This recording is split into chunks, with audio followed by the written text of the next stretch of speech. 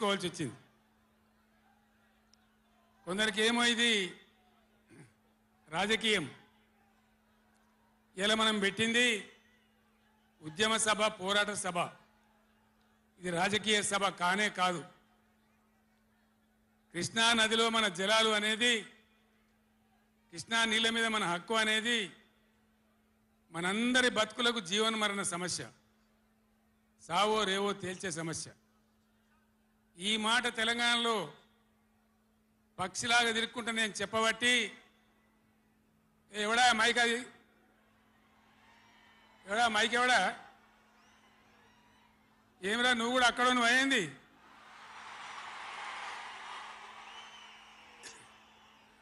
రాజశేఖర రెడ్డి చూడొచ్చు కదా, మనం ఏం చేయకమని అంతే జాలిగా.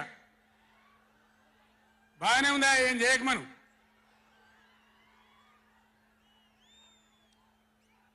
ఇరవై 24 ఏళ్ల నుంచి పక్షిలాగా తిరుక్కుంటూ నేను మొత్తం రాష్ట్రానికి చెప్తా ఉన్నా. ఇటు కృష్ణ కావచ్చు, అటు గోదావరి కావచ్చు. నీళ్లు లేకపోతే మనకు బతుకు లేదు. ఆ ఉన్న నీళ్ళు కూడా సరిగా లేకపోతే బతుకులు వంగిపోయినాయి. ఇదే నల్గొండలో 150,000 మంది మునుగోడు, దేవరకొండ, ఇతర ప్రాంతాల బిడ్డలై ఫ్లోరైడ్తో నడుములు వంగిపోయినాయి. చివరికి ఈ జిల్లాలో ఉద్యమకారులందరూ కలిసి ఆ ఫ్లోరైడ్ ఎఫెక్ట్ అనే బిడ్డలను తీసుకుపోయి ప్రధానమంత్రి టేబుల్ మీద పండబెట్టి, అయ్యా మా బతికిదంటే కూడా ఎవడు పట్టించుకునే వాళ్ళు లేడు. ఆనాడు పార్టీలు లేవా, ఎమ్మెల్యేలు లేరా, మంత్రులు లేరా, ఎవడు పట్టించుకోలే.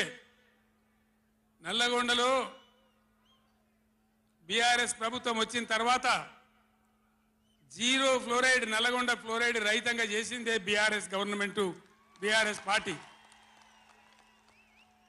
అక్కడ ప్రజలు నడితే చెప్తున్నారు. ఇలా ఇంతకుముందు మాకు కాళ్ళు గుంజుతుండే, పెద్ద ఇబ్బంది అవుతుండే, నడుములు గుంజుతుండే, భగీరథ నీళ్ళు వచ్చిన కాడి నుంచి ఆ బాధలు పోయినాయని చెప్తున్నారు.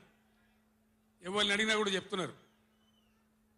ఏనాడు ఏ నాయకుడు పట్టించుకోలే. ఇప్పుడు జరుగుతున్నది ఏంది? ఈ సభ పెట్టింది కొంతమంది సన్నాసులు, తెలివిలేక వాళ్లకు వ్యతిరేకమని అనుకుంటున్నారు. నేను ఒక్కటే మాటలో జరగవలసింది చెప్తా. ఉవ్వెత్తిన మనం ఉద్యమంలాగా ఎగిసి పడకపోతే, మనల్ని మనం కాపాడుకునే ప్రయత్నం చేయకపోతే ఎవ్వడు కూడా మన రక్షణకు రాడు. మీరు ఈ మాట రాసి పెట్టుకొని మీ గుండెలలో. ఎవ్వడు రాడు. ఆనాడు ఫ్లోరైడ్ నాడు ఎవడు రాలే. ఓట్లున్నప్పుడు వస్తారు నంగనాసి కబుర్లు చెప్పి, కానీ తర్వాత ఎవడు రాడు. ఓటు గుద్దినం గడ్డకెక్కిందంటే మన ఈపుల గుద్ది మనని బొందలు నూకుతుండే తప్ప ఎవడు రాలే. ఇది జరిగిన చరిత్ర, ఇప్పుడు జరుగుతున్న చరిత్ర. దయచేసి మీరు గమనించాలి. ఇది ఆషామాషి కాదు. ఇది చిల్లర మల్లర రాజకీయ సభ కాదు. రాష్ట్ర ప్రభుత్వానికి కాదు, రాష్ట్ర నాయకులకు కాదు.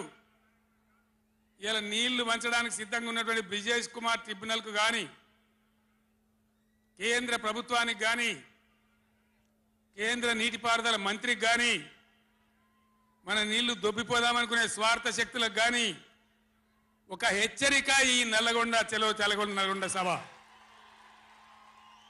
ఇది ఏ ఒక్కరికో, ఒక వ్యక్తికో, కొద్ది మంది గురించో, పిటికడి మంది గురించో సభ కాదు.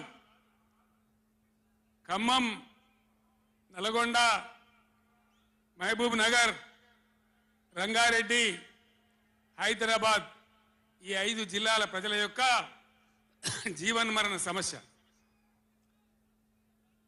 జరుగుతున్నది చూసిన తర్వాత చాలా బాధపడ్డాం. మీ అందరి ఆశీస్సులతోని ఉద్యమాన్ని విజయం చేసినాం, రాష్ట్రం తెచ్చుకున్నాం. మీ అందరి దీవెనతోని 10 సంవత్సరాలు ఈ గడ్డను నేను పరిపాలన చేసిన. నేనేం తక్కువ చేయలే. ఎక్కడో పోయిన కరెంటుని తెచ్చి నిమిషం పాటు కూడా కరెంటు పోకుండా మీ అందరి కరెంట్ సప్లై చేయించినాం. ప్రతి ఇంట్లో నల్లా పెట్టి మంచినీళ్ళు తీసుకొచ్చుకున్నాం. ఒకనాడు ఆముదాలు మాత్రమే పండిన నల్లగొండలో బత్తాయి తోడలతో బతికిన నల్లగొండలో లక్షల లక్షల టన్నుల వడ్లు పండించేటువంటి పరిస్థితులు తెచ్చుకున్నాం.